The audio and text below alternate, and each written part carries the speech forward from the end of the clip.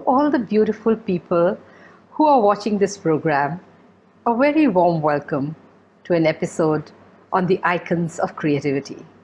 Today is our first episode, and we have none other than the leading lady of fashion, Ritu Kumar, with us. We all know Ritu Kumar, a name that flashes a certain image in our minds.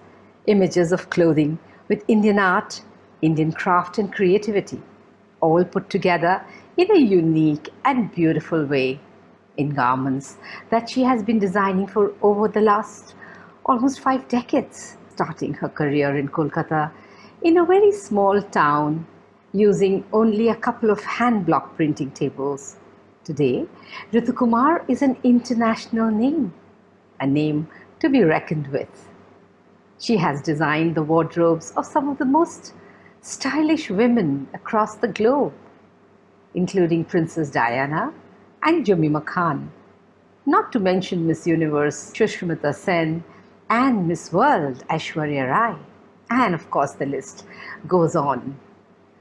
Her outstanding intellectual vision towards ethnic wear has won her several awards, including the Padma Shri, which she won in 2013, friends. I'm extremely humbled to be in conversation with none other than the legendary Ritu Kumar to understand a little better about the person Ritu that is behind the label Ritu Kumar. So tell me now about your childhood. How did it all happen? From childhood to now, how did it happen while you were a child? Did you think you would be getting into textiles and fashion? I don't think as a child one did anything more or less than what one does as a child. I had a very different kind of upbringing because I had to go to boarding school at a very young age, almost kindergarten, because where my parents were living in Amritsar, there were no schools that they were quite happy with. So I went to school, Tara Hall in Simla. And as a very young child, I was in boarding. And I was very happy to come back to Amritsar and join a Sacred Heart College there. And there was a great deal of priority being given to education when I was a kid. And my father was very interested. My mother was even more interested that I do not end up being just a homemaker, but she wanted me to expand my horizons. And I did well in my school and I joined Lady Irwin College. And I think if there was a time in my life which really changed my life there was one scholarship given in Lady Irwin College, and that was to an exchange in America to a college called Bradcliffe College. One student got it every year, and I was very fortunate to have got that scholarship. And I traveled to America, and that totally changed my whole perspective towards India, towards myself, towards what I knew and what I was open to. What had happened at that time, we're talking about just post-independence India. We had almost for 100 years in this country not been given any kind of teaching or any kind of syllabus that would make you proud to be an Indian. We were really and truly stuck with a huge baggage, a colonial baggage, which we were carrying on our backs. And it was so apparent to me when I did my history of Western art at Bradcliffe College, that when I was told, oh, but this you must be knowing, your country has got so much older civilization, and I didn't know a thing. We were never taught, leave alone history of art. We were really taught a very confused history of our own country.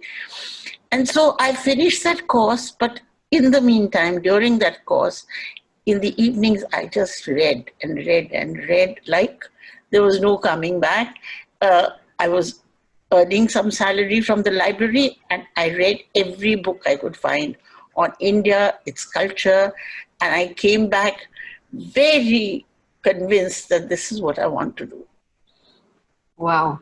So it was all a lot of self-reading, self-taught kind of a journey for you. but a lot of these subjects, we don't realize that in India, we have such a rich heritage of culture, uh, years and years, layers and layers of crafts that you really can't teach yourself. You need to be taught something.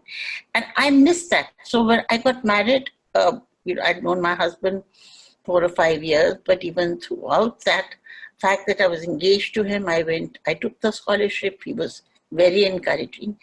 And when I came back, he lived in Calcutta. He had got me, uh, rolled me into Ashutosh College on College Street in Calcutta. That was the second best thing that could have happened to me. We were taken out to a place called Ketugarh. It was like Mohenjo-daro of that part of the world. And they were going for a dig, an archaeological dig. Okay. And I had not seen Bengal or rural Bengal. All I had seen was the clubs in Calcutta. And the club culture was something which it is. We all know what it is, very anglicized, and people who were society people. And there I was out in the villages with the most beautiful scenery, most incredibly bad weather, and very, very tough conditions where we were sitting on the floor and eating the dal bhat while this dig was going on. And that's when I discovered rural Bengal. And then slowly, I began to read about the textiles.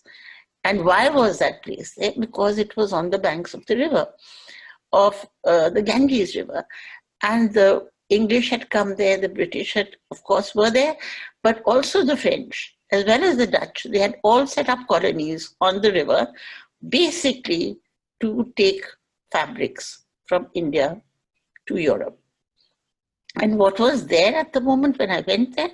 Nothing.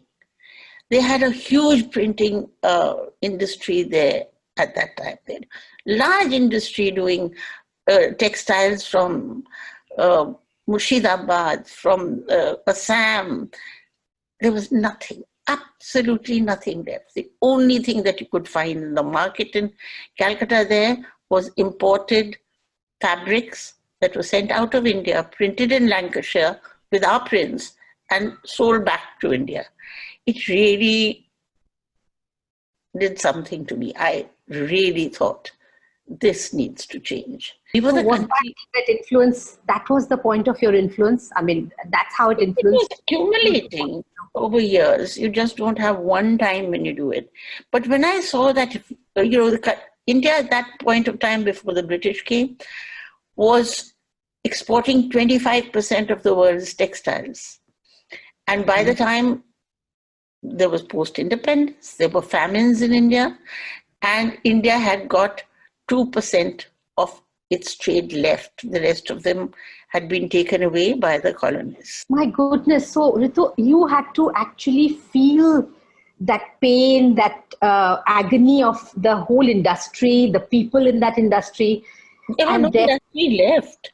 As a matter of fact, I think when I tell people this, they don't quite realize that we were talking about 150 years of wiping out a civilization. So, 2 generations or even 3 generations didn't remember what the grandfather did. There were some tales, there were some, and what were they printing? There was some very simplistic printing going on. They were printing some polyester with polka dots on it. You're wearing a sari that you now understand that what the difference between polka dots and a bandhani is. And that was being sold at a pittance to America because it was cheaper to print by hand than a mill. We had got to that point. And then there was no reference. I couldn't find a piece of fabric in all of India which could tell me what did they do at one time. They were the biggest and the most beautiful carvers in the world, in that part of the world. And they had carved those letters to make books, which, printed books, which were printing the religions of India in Serampur.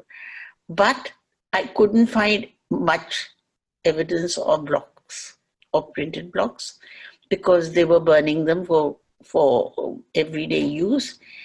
And the only place I actually found Indian fabrics was in the Victoria and Albert Museum in England. Oh my goodness. I thought it was really shocking, but at least they had them. So I started a reverse journey. I studied them, I came back, I started designing similar ones, and with very few block printers in the village of Serampur, on the banks of the river, we restarted the printing. When I started drawing these designs for the blocks and giving it to the printers, when they started printing it, and every time I went, something more magical came out of there, I just fell into this because, there was no retail in India at that time. There was, except for that little store that we had in Defense Colony, which was a guest room of one friend of mine, in which I put these clothes that I was printing. There was nowhere where you could take this stuff and retail it, except for an English mall or something that they had in Calcutta. Who, of course, were not at all interested in hand block printed sarees. I had to become a retailer by complete accident. But how did that business acumen happen? I mean, you didn't just retail. You took the business to another level. How did that business side come out? Because most creative people, I find, have a huge challenge. They are so clued in and so drawn into the creative part. And, it's also about the left brain and the right brain, I guess. But in your case, both sides of your brain have done one. I was really not thinking about how much it would earn or how much it wouldn't. But I've always felt this, that if you have the kind of genius that we have in our country, it is not meant for the few who can afford it. It has always been meant for a general population who understand textiles. So when I was doing my printing, I was not, first of all, nobody wanted to buy them. I had an exhibition, which was the biggest flop, because only a few friends of mine bought these ethnic looking things. But then thereafter, it caught on. And then there were printing houses in Banaras, in Surat, in every place you could name it, who were copying these prints. And frankly, shall I tell you something? I didn't mind it. If you have a situation where you have a very small canvas, you worry about just that canvas being copied. In our case, in India, our canvas is so wide that actually what it did, and I'm very happy it did, what it did was put in a structure of organic design from India back into the market. I mean, there are so many ups and downs that you've seen, but you have come out strong, and you are today the Ritu Kumar, the brand, somebody internationally. Nobody has to introduce, and say what the brand stands for. How have you done that? How's that journey been? Because I see a lot of people just giving it up, throwing their hands in the air and saying, no, we can't do it. I think let's look at the brighter side of the horizon here. For one thing, that in 50 years, if this is the only country in the world left which has an indigenous handwriting, which is just not, we are not wearing little black dresses because Paris says you should wear little black dresses. Yes, some people are, but that's also an option. That also has a look. We have a very strong handwriting, whether it's handloom or it's parloom or it's mill-made. But it is meant for our country, our fashions. Don't turn green if the Holi comes, and they don't turn yellow if Christmas comes. We are not dictated to by the world yet. That when I started, mercifully actually thinking back on it, the government of India had put a ban on all imports. You couldn't import a button, you couldn't import a zip. I had to use, cords and things like that, or zips from suitcases where I wanted to do something modern and fun. But due to that, we pulled up our socks and started looking at our own country for our resources. And most of the designers today look at the crafts area for their inspiration. We are a culture that has grown up with an unstitched garment, which is a sari, mainly, except for the north where they wear kurtas and pajamas. And they should be looking there because we should be getting an international handwriting within our country if we have to survive. But they are evolving. The evolvement of the Indian fashion scene is so strong today that if you are a designer, you cannot afford only to be making dresses. You won't survive. What was very fortunate when I started my work was I could not afford to be insular in my taste or what I was doing. We were very fortunate that somebody came from the export houses and liked the prints I was doing, and they ordered some thousands scarves. I thought I'd never be able to make 1,000 scarves in a year because it was such a small printing unit that we had that my husband said, "What is your problem? Why can't you make 1,000 scarves?" I said, "Well, A, I don't want to be in that space, and B, I'm not a manufacturer." So one thing led to another. His office managed to get those done, and willy-nilly we started an export house. And a lot of 3 or 4 collections a year I was making, exporting garments made out of silks that I was printing to Europe. The new generation is very, very open to new ideas, and why not? And they want to look attractive, but attractive doesn't mean only a Banarsi sari. It has to be, we are a large country, we can actually rule the roost again for the whole world tomorrow, with exporting to become again a very primary source of textiles to the world. And we don't necessarily have to copy what is happening in Paris or New York.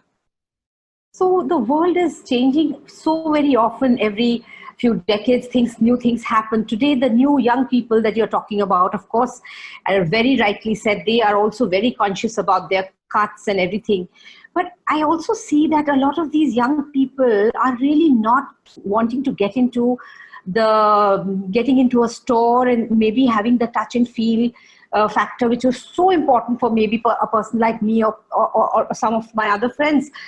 They are very okay about just going on the net and ordering their clothes and just very happily wearing them, and they wouldn't want to step out, Because that's the future. That's the future. And I, to some extent, find that future very, very good for the crafts area. Mm-hmm. How do you see that? I mean, a sari, an ikat sari looks gorgeous. You take a photograph and it's coming from the craftsperson. You'll pick it up on the net. Why wouldn't you? And, most of these crafts and people are in village rural situations. They don't have access. So in some ways, if this gives them access, I would definitely encourage whoever, a startup or whatever, because you have the resources, you've got the skills, there's no investment. And anybody can put those 2 dots together. If they can, they could make a very successful business of it. On the other hand, you have things that we do as streetwear. That also is pretty okay to be put onto the net. I think time is changing, life is changing. At our time, you went shopping in the morning, you came back in the evening after visiting a dozen stores. Who has the time? But tell me something, what about this thing about the fascination of people wanting to buy a label? I'll be very honest with you, Ritu. People don't buy Ritu Kumar just because it's a beautiful garment. They also buy the label with it. Won't you agree with me there? What happens to that psyche? That psyche becomes even more underlined when you're on the net. Because if you have an anonymous label with the same product, you probably won't be that attracted. The whole thing is about very, very modern marketing now. That also is going to come into play. Even with the pandemic, we have had very little traction in the stores, but lots of people are visiting us on the net, particularly for the younger line. Having virtual stores is probably, online shopping has become the norm now, and having physical stores are probably not that attractive any longer. What do you have to say for that? Or is this just a phase? I think it's happening internationally. It's not only in India. People are more and more closing very expensive, high maintenance stores which have huge overheads because people do not want to spend a fortune because they are walking on that beautiful marble. Marketing definitely does make a big difference. Branding, understanding things like how to communicate about your brand to the end customer and all of that. I am very fascinated to know, how did it happen with you? Those were very early days. I don't even know how we got to be known. It was just word by mouth. 5 people bought a sari, then 5 more people bought another sari, and it took 30 years before we even got to 5 stores, and that was also necessity because they were producing these embroideries. We didn't know where to put them, so it was completely the other way. And then the media was not so strong, in the sense that if you ever got written about, you were the 2 lines at the end of the article on, let's say, weaving or whatever you were doing, or Bhuj you'd gone to, and they said it was a great exhibition, and the last 2 lines said, it was put together by and this thing. So even that was a bit embarrassing in those days, because this media of the ramp and marketing yourself was not there. So it slowly and steadily happened word by mouth. So what do you have to say for the young designer today, in any genre, maybe interiors or maybe furniture or, product, not just fashion? What do they need to keep in mind when they are thinking of growing in their line? I really and truly would advise that stay with your strength. If you're a designer, stay with the essence of being a designer. Join another company which can take over the retailing, the marketing, and all the other financing, etc., etc. If you're going to try and do all of that, your design aspect itself gets diluted. Because today is not the day where you can come out of a lift, get onto the ramp, and become famous. That's over. And that's over all over the world. The last new designer you saw in Europe was John Galliano, who was working for Dior, and he must be 60. So I think those stories have to be put to bed because they were for another generation. So if fashion shows are not happening, and if that's not the route, what is the route now? I think fashion shows would happen. They may not be, they might be in a virtual space, and be far, far more accessible to people than the 200 people who can physically watch it. And they would be now motivated much more towards easy access of buying. You mentioned about being original and staying with the craft and letting other people do their things. This is something that has always bothered me also as a designer. I don't see originality happening amongst the young. There's so much of a copy paste happening. There's such a lot of quick fix happening. And then there is this sudden urge of trying to be famous and very quickly. Everything seems to be like in a fast forward mode. How does one deal with that? One of the things that I was on the board of NIFT for 6 years, and I'm going to be very frank here, that I always objected to was, what is the end game you're teaching these children? Was the end game is you're going to come out of NIFT and immediately become famous and immediately become a designer? That should not be the end game. Even a doctor has to go through 6 years of internship and things like that. And textiles is a far, far equally complicated process. So this is a quick fix, which is not going to happen. And those stories are going to be frustrated and in a difficult place. Somebody who's like Rakesh, who I would say is young, but no longer that young. Slowly he went through his paces, he understood his genre, and he will be there. And he really and truly was not marketing himself too well. People do understand the value of good design. Innovation has always been the core of whatever you do, and this is exactly what you're talking about, innovating. In India, we have been a country which has customized endlessly. You customize the Madras check to go to America to be worn over jeans. We customize the Tree of Life to go to Iran for their prayer rugs. We customize the chin sprints so that the French could wear it. Louis XIV's wife could wear it. If you're a textile person, you customize.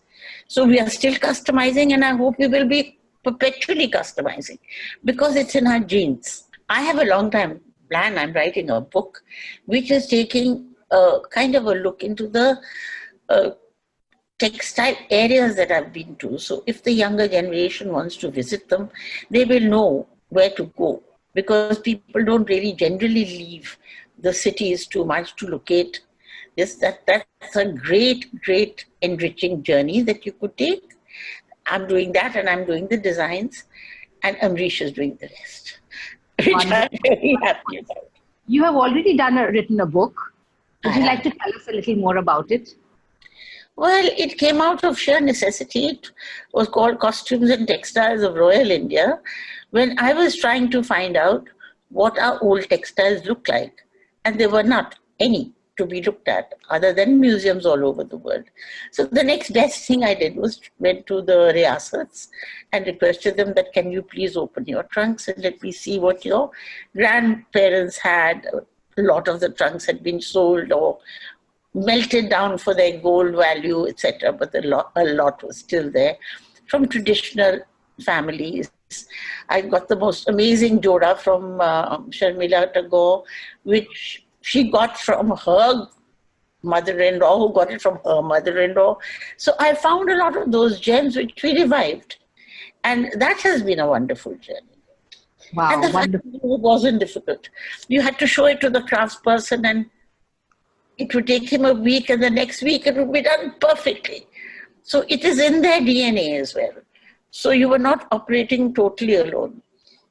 But the next generations of these same fabulous craftsmen are not willing to take up their crafts which are coming down from the generations. You know what they're not willing to do, and I totally understand and sympathize.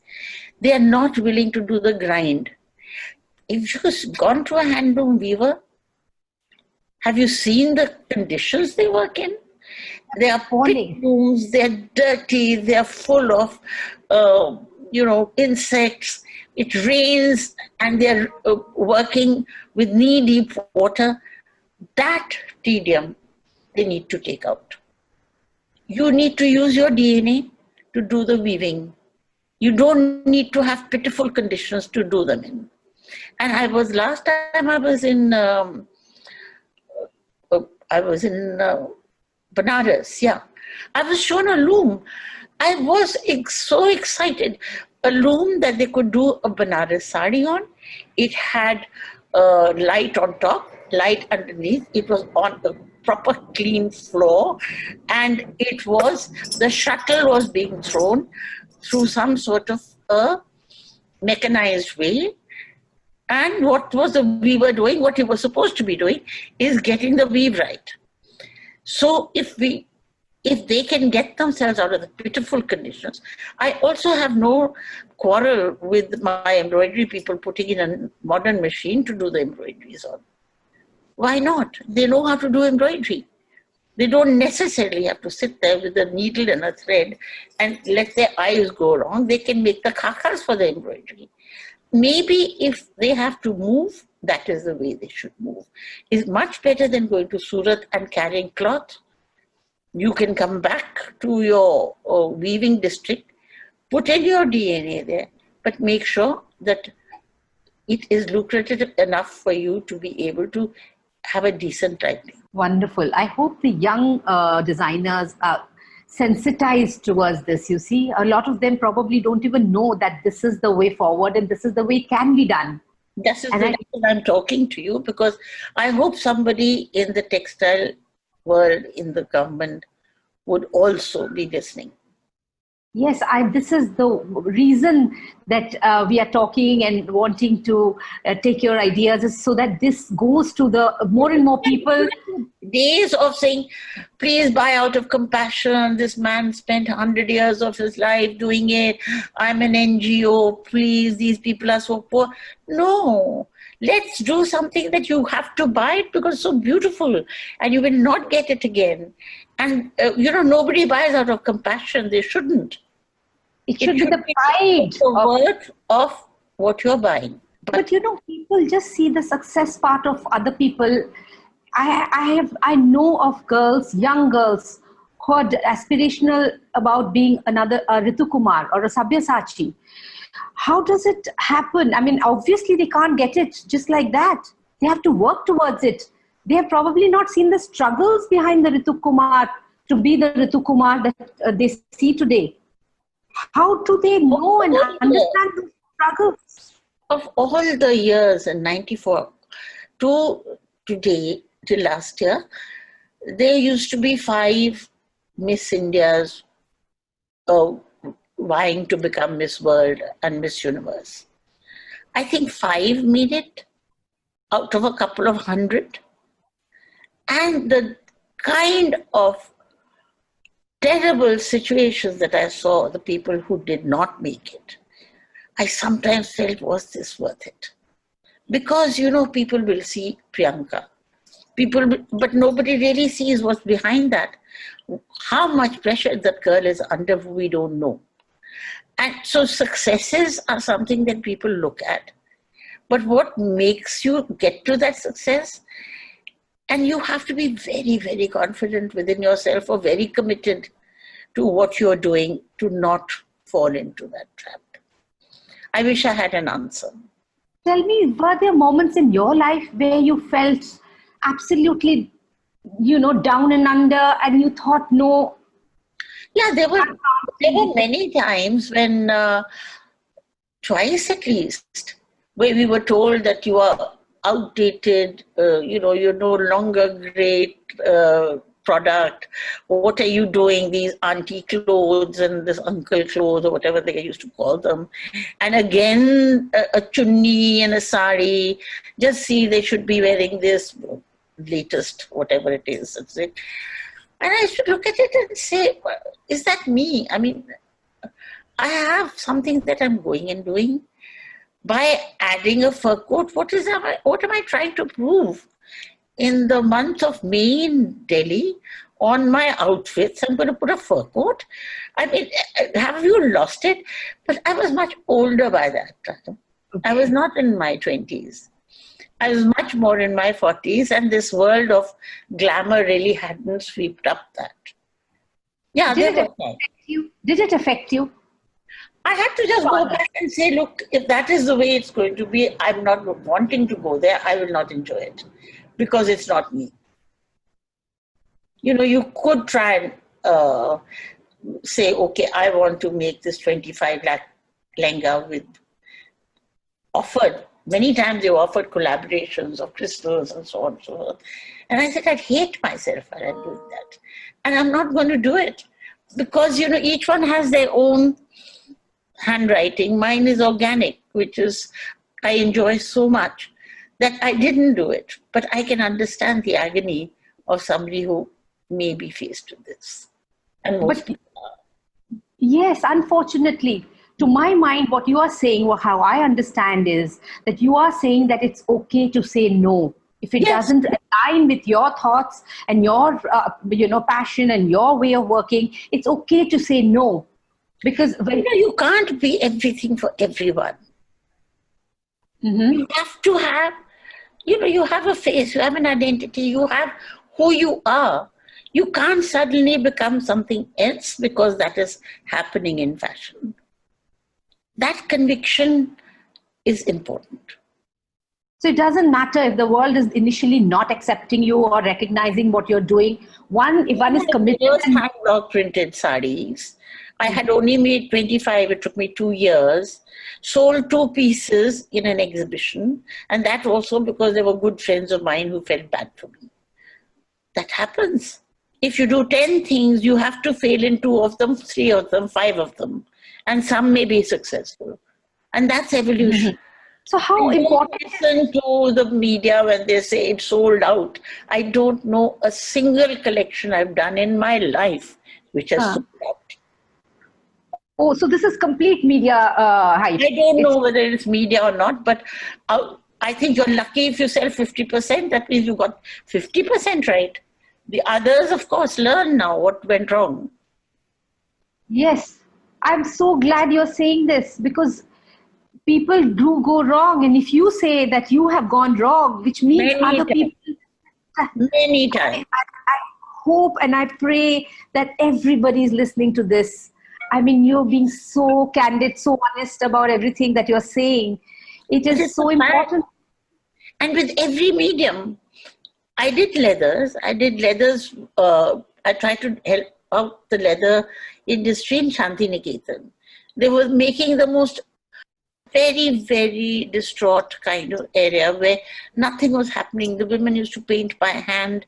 They used to get this leather, they used to emboss it and then paint by hand. And they were selling those bags to America cheaper than a polyester bag with all that work. And they were living in the most awful conditions. So I took the leather, I embossed it, and I did the most interesting, so I thought, designs on it. I put, Madhubani horses and so on and so forth. And if anything, they look worse than what they were being made at that point of time. Then I realized that something has to be done. This is because everybody who saw it, they would say very nice, but they were not being very candid, and they should have been. So eventually I went to Germany and I realized where it had gone wrong. We had needed the tanneries in Calcutta, but we got the templates from Germany where they emboss them very, very softly, like they do those bags in Italy. Mm-hmm. So we got the templates. I did bandhani textures on the leather. The ladies dyed it, picked it up, and we put some really nice sculpted things like the chains and things like that on it. So it looked like a rustic bag. It didn't look, we were not copying Saint Laurent, but it looked like a rustic bag which had come from a rustic root. And it did very well. We were at least going back to the root of this. If I tried to do a copy of a Chanel bag, I would have made a mess. So, you learn. You have to learn as you go along with every medium. And the reinventing it and the R&D that goes with it, the innovativeness, my goodness. It takes years. It takes years and a lot of effort. I'm told by your team that even today, with all that is happening, you will give at least 8 hours to your work every single day. That's the kind of hard work. Your team told me. Okay. And I was impressed, I'm telling you, this is something that needs to be learned. Everybody today, I see, especially the young, even if they are talented, they want to do shortcuts. They don't understand the kind of hard work that goes behind every success story.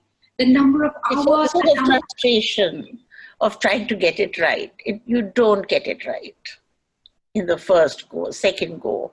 Sometimes you don't get it right for a year. You put it away and say, I'll look at it again because I can't figure this out. And this is life. This is what creativity is all about. Being passionate and focusing on your craft is one part, which of course keeps you awake, alive, and very, very enthusiastic. What about the other part of running the business, doing stuff like accounting, running an organization, marketing, all of that thing? Doesn't that overwhelm you? Does it not come in that path of passion? How do you balance it? I was very, very lucky. I'd never had to do that part of it. My husband, myself joined hands.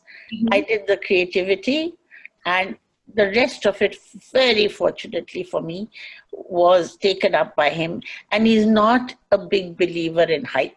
So there was no need to always appear and give interviews.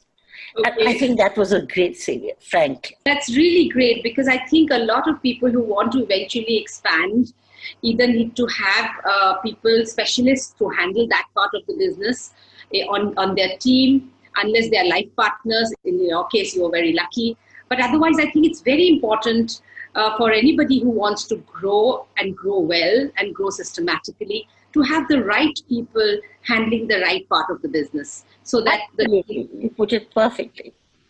And so one last thing I'd like you to share, especially to a large part of the audience which is listening, who are young, enthusiastic, creative people, and are very, very aspirational. What would you like to tell them? What is that one thing that you think they should constantly, at all points of time, no matter which part of their career they are in, and they are, mind you, creative people? That creativity could be in art, in painting, in theatre, in films. If they're creative people, I think they will understand what I'm saying.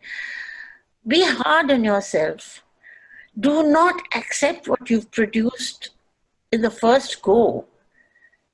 Get a critic. Get critics around you who will tell you the truth. And I think that is very, very important. In writing a book, you have to get an editor who's harsh and throws out half of it. In doing a product, you must get other eyes and other viewpoints so that you can improve yourself. So beautifully put. Get a critic. Yeah. That is so important, because until and unless you know where you're heading. Get an honest critic. Okay. That is also very difficult. Nobody wants to hurt anybody, huh? How do you test waters? I mean, normally, in your case, how do you test waters? Do you? I think we are very objective and hard on ourselves. I leave the room, we put it to about 10 people, and they don't have to worry about your feelings, which is the best way of doing it. Okay. Have there been instances where you have put your heart and soul into it and you know it's beautiful and it can work, and you've actually been told, sorry, not happening, it can't work? Very many times. Really? Very many times. Sometimes it can't work because it's just too pricey. It doesn't look the price. It doesn't look that you put too many hours. It doesn't look at anybody's put effort on it. It may be beautiful, but we can't sell it. Of course. Okay. That's what the marketing world is all about. Okay, great. So honest, true critics is absolutely critical to do that litmus test for you to grow further and be successful.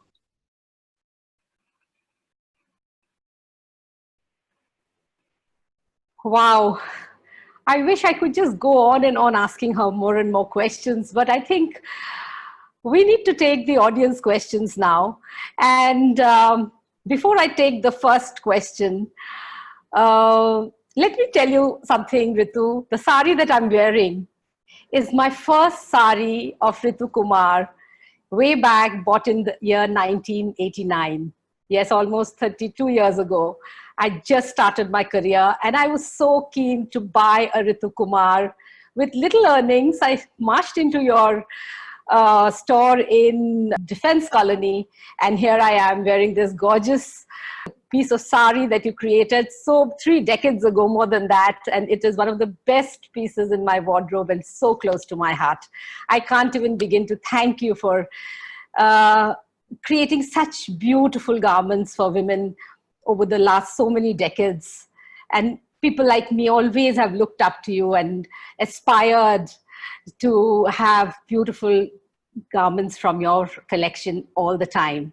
Now, very important, I have got so many questions. I'm so confused which ones to start with. So let me ask you with, what Isha Dahiya is saying, how do you define your own personal style? Let's start with your own personal style.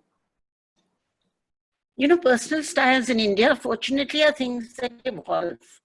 They are not something that has been dictated to, or you can say, last winter this was in New York and it was the cutting edge style. In India, I found that even for myself, that your styles evolved. We all went in a post-independence bohemia mode. Khadi kurtas, kolhapuri chappals, thellas and things like that, because to be overdressed was really not cool. And then slowly, we just moved on as your life moved on and as your, environment moved on.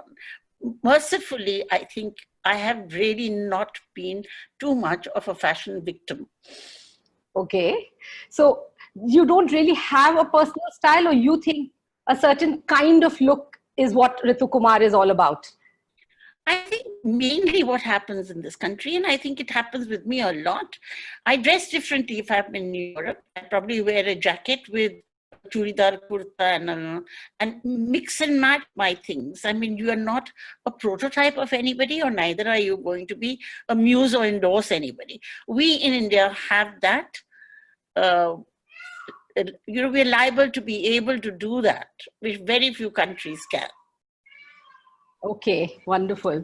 Okay, so the next question is, oh my God, there are so many. Let me see. Rahul Khurana asks you, how is the fashion industry likely to change post-COVID-19, given the economic downturn and fashion being, for some, a non-essential? Everything else, one of the more non-essential, if you talk about fashion per se, the way I think I'm understanding it from you, if we are talking about the small areas in the metros which understand and follow fashion, yes, it is going to be hard hit, because I think very few people will be able to relate or endorse it as much as we used to. But if you really look at textiles in this country, it's the second largest after agriculture. It's huge. So people will still be wanting fabrics. But I think we're going to go back a decade, if not two, to what we used to do. I think we're going to be following a very need-based fashion for a while, even for bridals, which would go to something that you could buy and leave it for your daughter. You're not going to blow a hole in your budget by just following a trend. I think for a while that's over. So going back a decade means, what about something like label that you have launched for the young and the modern? How do you see the future of that line for you? I think that line was going to follow quite a lot what is happening internationally, which I think we on the traditional side may be going back 2 decades. Our taste in jewelry, our taste in what we wear for our bridals. And I think the ready to wear, the street clothing might be going back a decade, because I don't see the world going back for that much of a easy throw, non-sustainable clothes that much as they used to. Okay. Talking about sustainable clothing and non-sustainable clothing, Kiran Gera from Mumbai asks us, how much work has been done to enhance longevity of ethnic textiles? It has always been a stumbling block in the usage of this garment. What do you have to say for that? I think if you're talking about cotton, basically, I think you're talking about cotton. If you're talking about the polyesters that come out of Surat, that 150 rupee sari lasts forever. In the villages with the women who wear them, the colors don't fade, etc., etc. But I think I've understood what you're saying.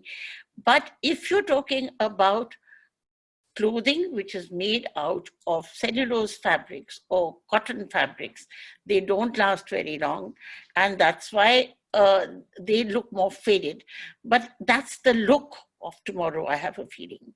We're not going to be able to wash 10 Lux clothing that much any longer. So I think we're just going to even change our understanding of what is fashion. Okay. So what is going to be the new trends? Arya asks, how do you stay updated with the trends in the fashion industry? as I said, that I wish I could be able to answer your question satisfactorily, because it'd be very easy to say, oh, look at our collection, dated this, that, the other. That's what we're going to be wearing. That's coming in. I think in India, you have to today understand you're going to be staying with a sari, a kurta, a churidar, any type of pajama, and layering them without throwing one away, and reusing it with a chunni, for instance, would probably become the most versatile garment in your wardrobe. You will always have access to the Zaras. You will always see what they are doing. But I think your cupboard is going to get really full. Okay, wonderful. So I think talking to you has been extremely energizing, and we've had a lovely session with you, Ritu. I mean, I'm sure I, for one, have learned so much just listening to you today. It's been so inspiring. I'm sure everybody listening has been energized and all set to pull up their socks and move into the work towards their goals. The pandemic is just a phase. I'm sure people like you have gone through, famines and, earthquakes, and now the pandemic, and you still sound so positive. Nothing like this. Really? This is a great time to reinvent and rework on ourselves. Happen. Sociologically, it's going to happen. Amazing. My God, this is just so inspiring. This truly makes you one of the most inspirational fashion leaders who has made a mark in the history of fashion, not just in India, but in the world. And each one of us here look up to you and look forward to more of your sharing in the times to come. I must thank the lovely audience. Thank you, of course, to spare so much time and share all these lovely, lovely experiences with us. A big thank you to the lovely audience who has been listening, and I'm sure each one of us has taken away some ideas which is going to help us in our careers in future. And a big thank you to Orient Bell.